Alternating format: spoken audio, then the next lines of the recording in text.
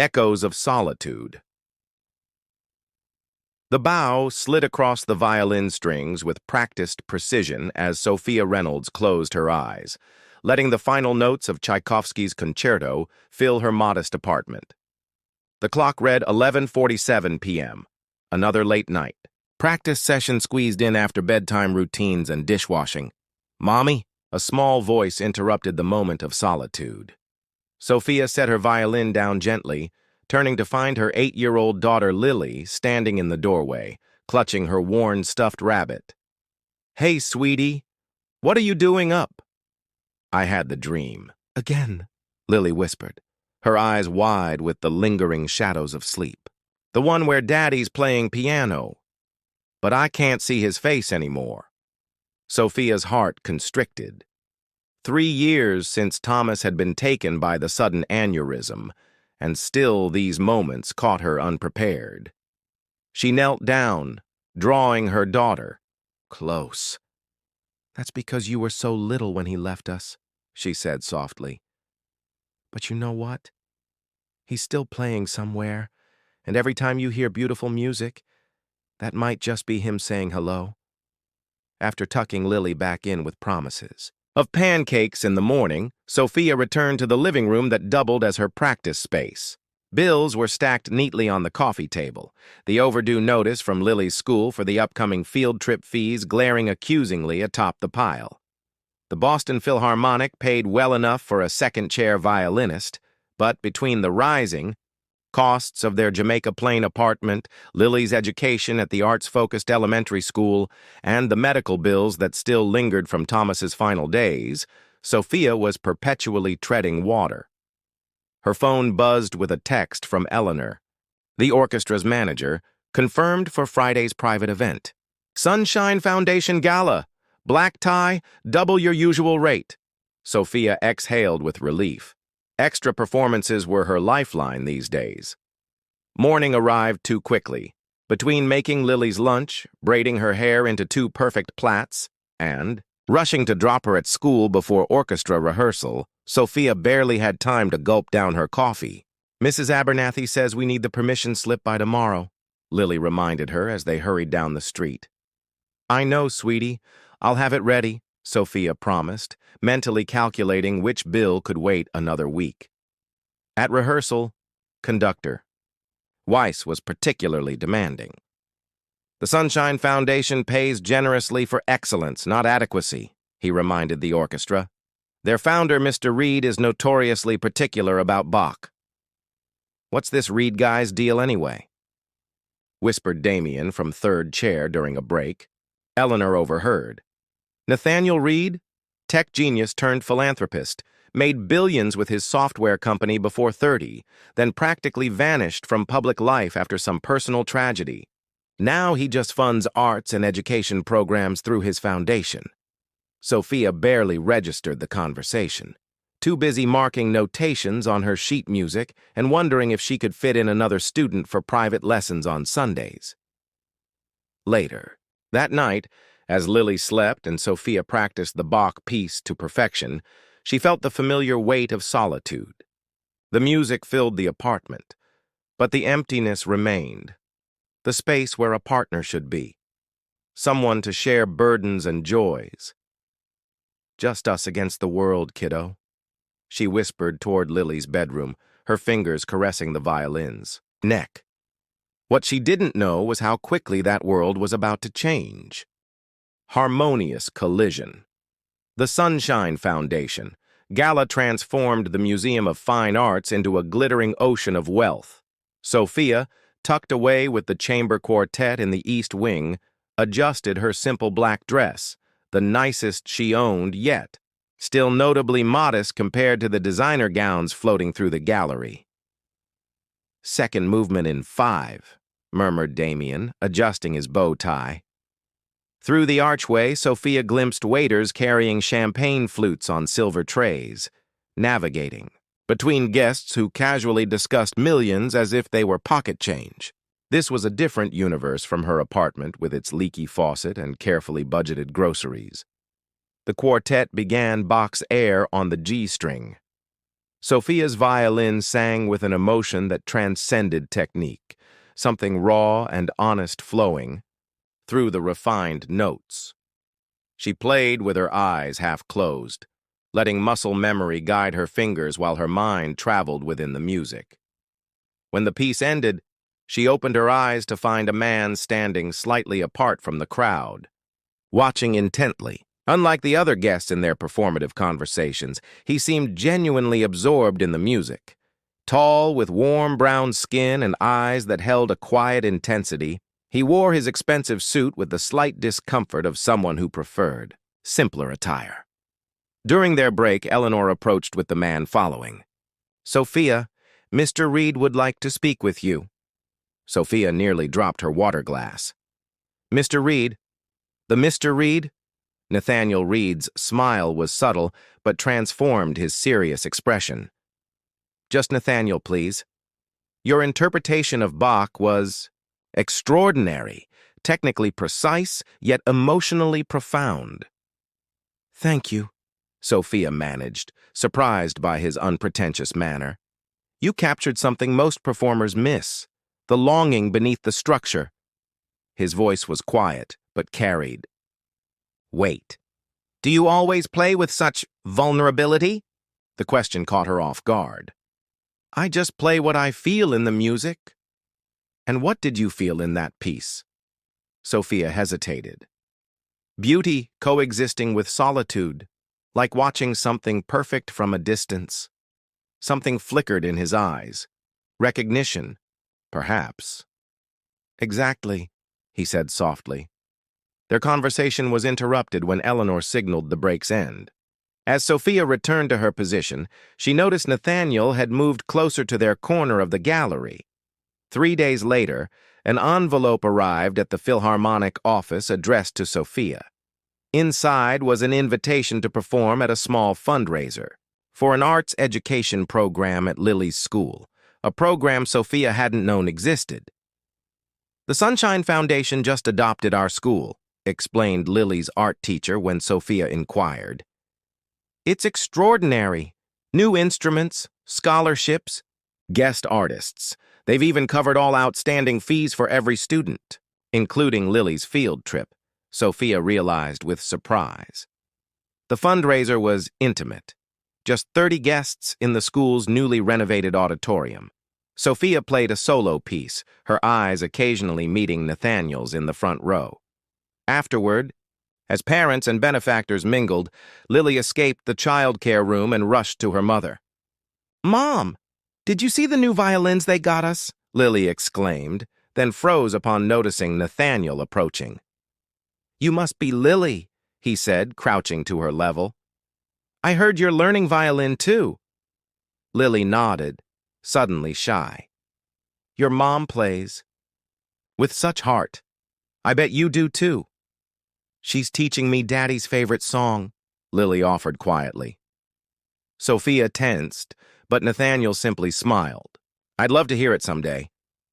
Later, as they prepared to leave, Nathaniel handed Sophia an envelope. "The foundation is hosting a children's concert series.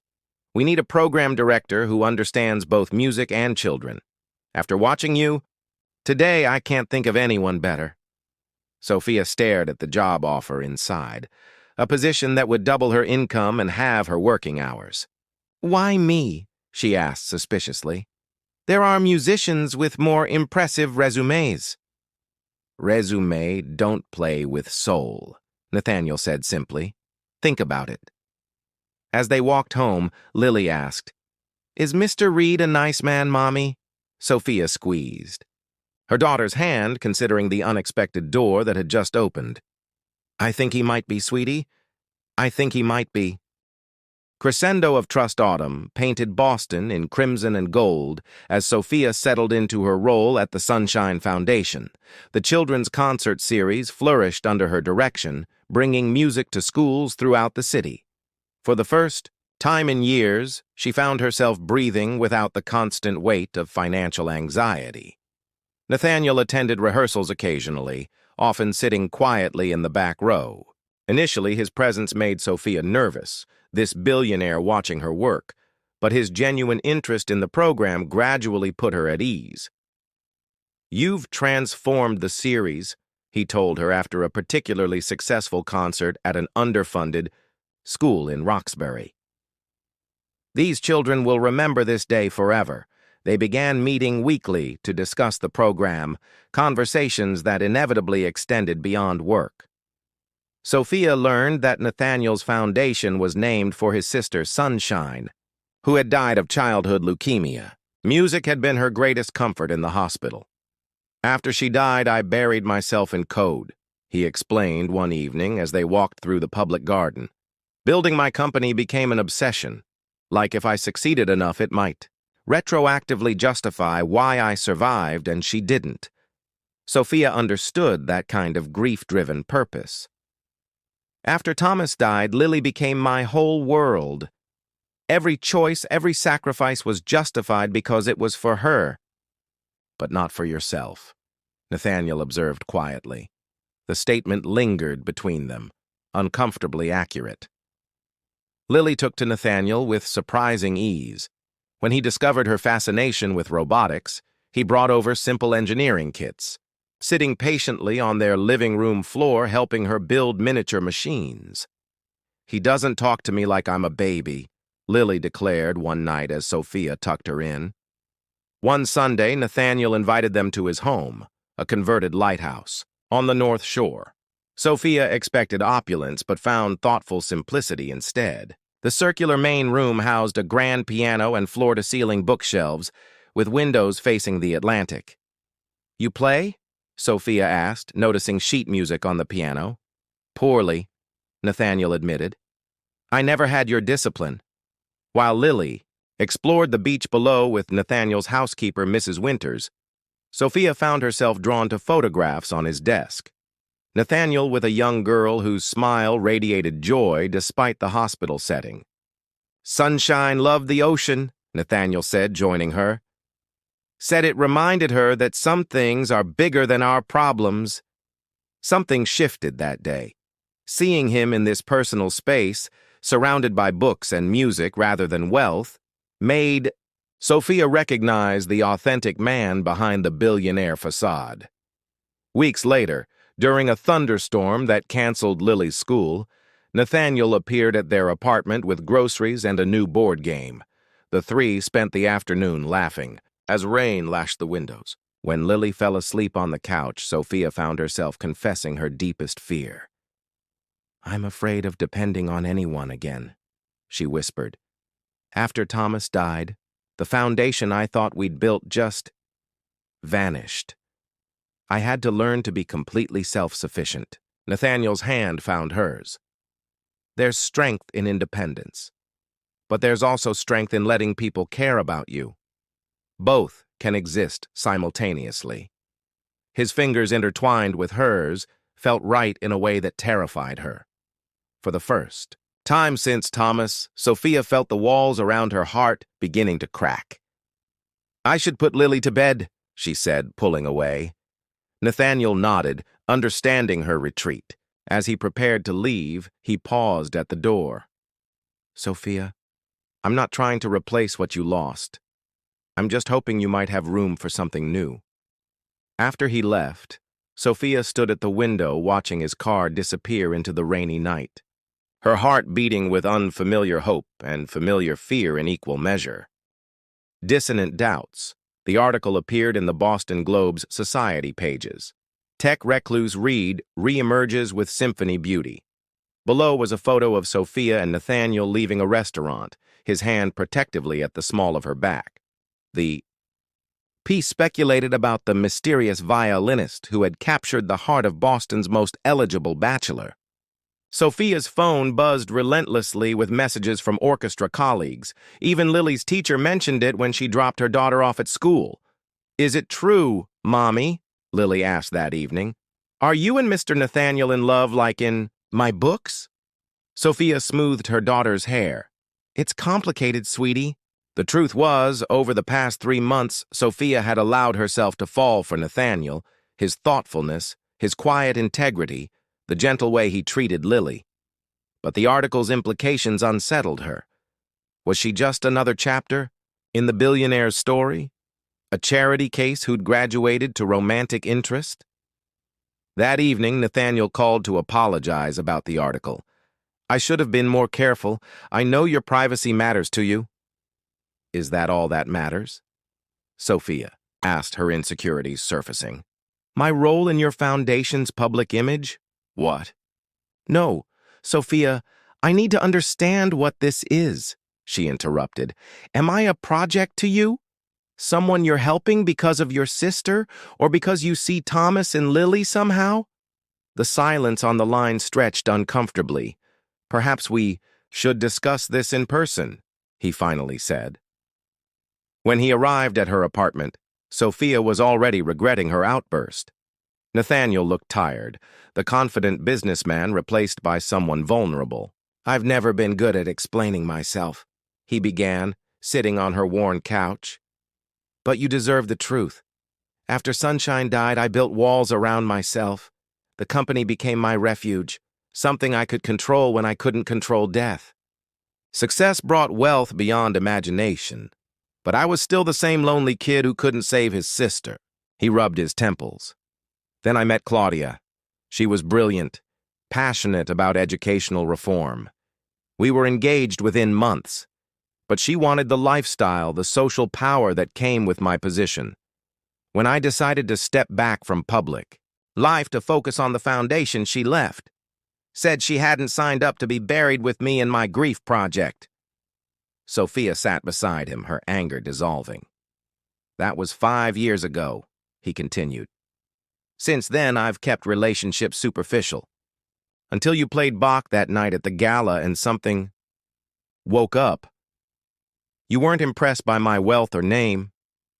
You challenged me, questioned my motives, kept me at arm's length. And watching you with Lily, the way you've built a life around love rather than ambition, it reminded me what matters. Sophia started to speak but was interrupted by her phone. Mrs. Abernathy from next door. Lily had fallen while playing and needed stitches. At the hospital, as they waited for the doctor, Nathaniel handled the paperwork with quiet efficiency. When Lily tearfully worried about missing her school concert with a bandaged forehead, he promised they'd reschedule it just for her. Later, with Lily finally asleep, Sophia found Nathaniel washing teacups in her kitchen. You don't have to stay, she said softly. I know. He turned to face her. But I want to. Not because you need help, but because I need to be here. For both of you. Before she could respond, he continued. I received an offer to sell the foundation to a corporate conglomerate. It would mean returning to the tech world, to public life. I turned it down yesterday. Why? His eyes held hers steadily. Because my life is here now. With the work we're doing. With you and Lily, if you'll have me. Sophia felt tears threatening. I'm scared, Nathaniel. Not of you, but of us. Of letting someone become essential again. He gently wiped a tear from her cheek. Being essential to each other isn't weakness, Sophia. It's the bravest thing two people can do. Symphony Complete Spring arrived in a burst of renewal, transforming Boston's parks into canvases of color. In the public garden, beneath a canopy of cherry blossoms, Sophia unpacked a picnic basket, while Lily and Nathaniel launched a kite into the April breeze. Higher, higher, Lily shouted, her laughter carrying across the lawn as the diamond-shaped kite soared upward. The scar on her forehead had faded to a faint line, nearly invisible unless you knew to look for it. Sophia watched. Them. Her daughter, and the man who had gradually, patiently become an essential part of their lives. The past 6 months had brought changes both subtle and profound. The Sunshine Foundation had expanded its children's music program nationally, with Sophia now serving as creative director. Her violin still traveled with her everywhere, but she played now with a freedom that came from choice rather than necessity. Their apartment had given way to a Victorian brownstone in Cambridge, a compromise between Nathaniel's resources and Sophia's independence. She had insisted on contributing, teaching master classes at the conservatory while overseeing the foundation's artistic direction. I think it's stuck, Lily called, as the kite hovered motionless in the sky. That's perfect, Nathaniel explained. It's found the sweet spot in the wind. He jogged back to the picnic blanket, slightly out of breath. At 42, he was in excellent shape, but keeping up with an energetic 9-year-old still tested his limits. She's fearless, he said, accepting the water bottle Sophia offered. Reminds me of someone else I know, Sophia smiled. I wasn't always. For years after Thomas died, I was terrified of everything. Changes, opportunities, even happiness felt dangerous. And now? He studied her face with the attentive focus that still made her heart quicken. Now I'm learning that some risks are worth taking. She leaned against his shoulder. That family can be something you build, not just something you're born into or lose.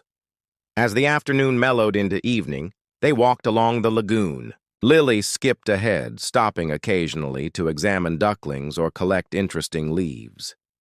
I have something for you, Nathaniel said, reaching into his pocket. Not what you might expect. He handed her a small velvet box. Inside wasn't a ring, but a key. The lighthouse, he explained. I've transferred ownership to all three of us, jointly.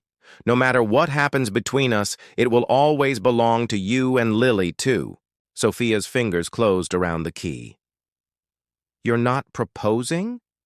His smile was gentle. Not yet. You've taught me the value of proper timing in a composition.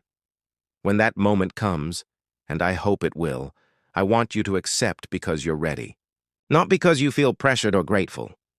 Tears pricked at Sophia's eyes. In his patience, she recognized the depth of his understanding, of her fears, her need for autonomy, her desire to build a relationship of equals, despite their different circumstances.